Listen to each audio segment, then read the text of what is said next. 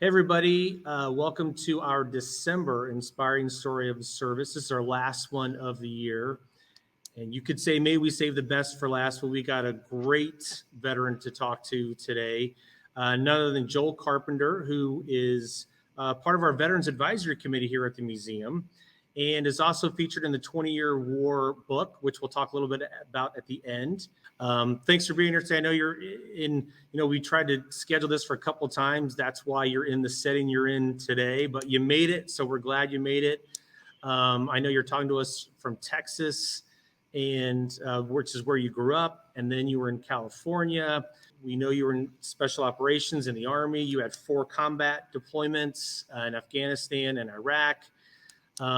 You've had some dabbles in the Hollywood life, which we'll talk about a little bit. But first and foremost, you served during 20-Year War. You joined after 9/11, but you were in your 20s then, so you weren't right out of high school when that happened. Tell us about what it was like joining the Army at that time, joining when we were at war.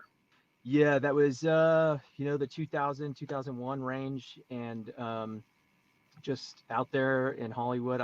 It was very much just kind of a grind in regards to what I was trying to do. It was this acting and screenwriting.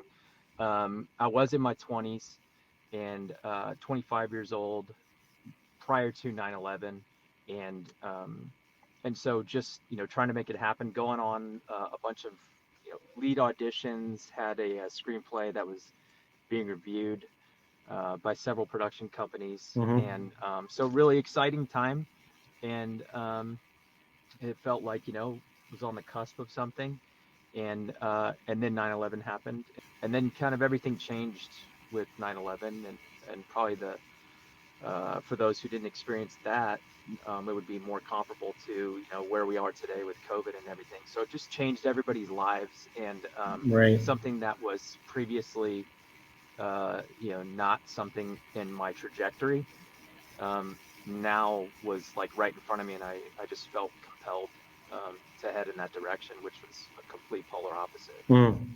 So, what did you think about those experiences? How different they were, or how similar they might have been? Really, there's no comparison between the two. But if I really want to try to draw a comparison, then you could say that I think the psychology of Hollywood, it's a numbers game, and every time you go on an audition, you're there's a 99.9% chance that you're going to be turned down, let down, that you won't be right for the part, and it has nothing to do with really how talented you are or these other things. There could be a number of factors. They're all playing in there. You're basically choosing the direction that you want to take. If you're auditioning for a role, and if it's not what they envision, or you just don't look like the person that they're thinking of for the part, um, you're not going to get it. And so I Mm. think Right. rejection. It's kind of constant. I mean, I think it may, in some aspect, kind of prepare the psyche um, for just uh, uh, unhappiness. Mm. Right. Yeah. Joel, after you left the military, you've done some other things, including you wrote a book called "Set Up for Success." So, what was your intention in writing it and getting it out to people? So I co-wrote the book with a good friend of mine, Eric Muller, Navy SEAL, and it was during a time where there were a couple of veterans that were, had really done well, and these were kind of common themes, and there was a lot of veterans who were struggling. There was a lot of veteran suicide. There was a lot of different stuff going on, and so I felt like what was being sold to the veteran community versus what was actually happening, what I was hearing, what everybody was hearing. There was a lot of the suicide. There was a lot of just kind of discovery learning, and over the years, I had experienced just a lot of, I think, confusion in terms of like what direction to go, the transition, job hunting. The systems weren't in place, when I ETS that are there today. And so I had jotted down notes and just kind of like this path um, of different anecdotes and stuff that I had experienced over the years, and most of them were um, what people would consider, failures, and Mm. so or just more rejection, and whether that's applying, for a job online or whatever it was, sorry, you're not the candidate we're looking for. Right. And so coming from 75th Ranger Regiment, doing multiple combat deployments, excelling, being considered, part of an elite class, and then getting out and then having, experiencing challenges. I was basically of the mindset where it's like, well, everybody else are sharing success stories. I've had, some successes also, but how about let's share some of the challenges also? And so it was Mm. 2017. I got with Derek. I showed him some of my notes and said, hey, read some of this, because I went back and found it actually and kind of forgot what I'd written. And so as non-biased as I can sound, I read it and then I was like, wow, this is really motivating. Who wrote this? And I showed it to Eric and I just said, what do you think about this? Let me know. And he was like, man, that's really motivating. There's a lot of insight in that. And so I Mm-hmm. said, well, let's finish something.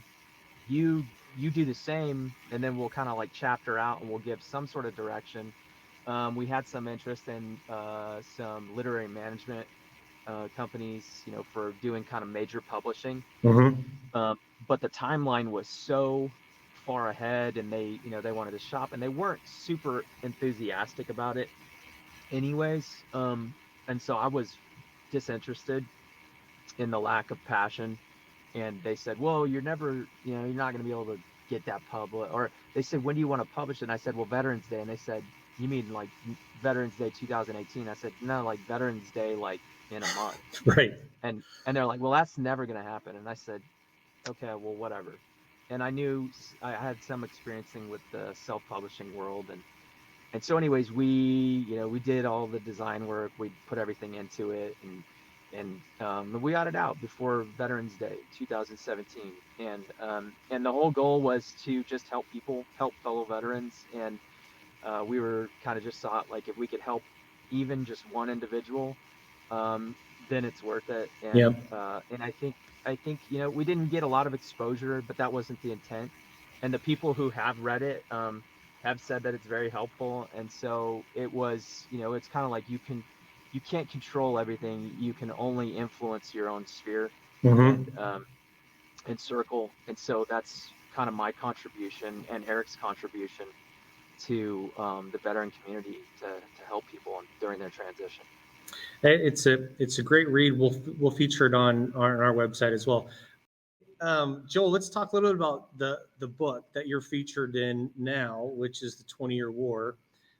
We've been talking for a couple of months that this is going to be a new exhibition coming to the museum, and Joel, you're part of it. So, how'd you get into the book? How did you meet Tom and Dan and Bo and become one of the 71 veterans that's in this book? Well, first of all, I was extremely humbled, blessed to be even included in it. There's so many more people that have better stories than me, um, and so kind of surprised. It came through just a network of people who still somehow found my story, fascinating enough, I guess, to pass along and share with some people. Um, and then the guys who were putting it together, all the people you mentioned, Tom, Dan, and Bo, um, they set up an intro call, and then Bo came through Texas, and I ended up meeting with him, and for whatever reason, again, they just thought that I should be included, and that's Mm-hmm. really how it came about. It was completely somewhat random, an introduction through just a common friend of veteran, JC Glick, who's also in the book. So uh, served with JC at First Ranger Battalion, and he was one of the quad forward authors for my book, and that's how it came through. So what have you been up to since you've left the Rangers? Pretty much anything and everything that I can get myself into. I'm an entrepreneur. I haven't, probably I don't have the success rate that many other people do, but I definitely have a higher probably try or effort rate. And and at the end of the day, this is something I talked about in the book. It's really just how you define success. So I got to a point where I was content, you know, with uh, with life, content with where I'm at spiritually, family, all of those things. And so I'm an ambitious individual.